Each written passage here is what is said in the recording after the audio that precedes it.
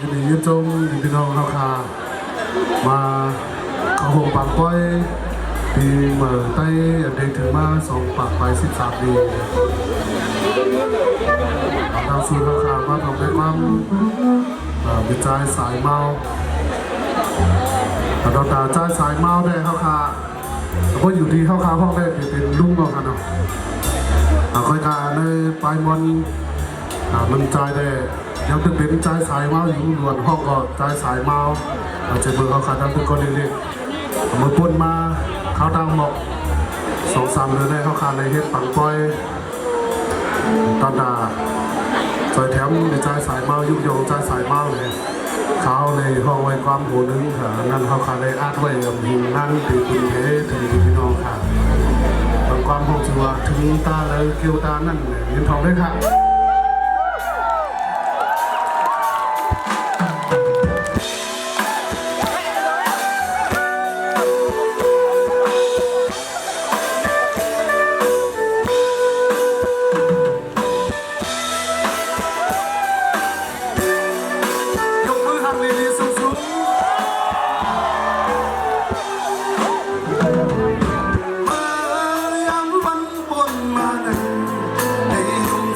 ย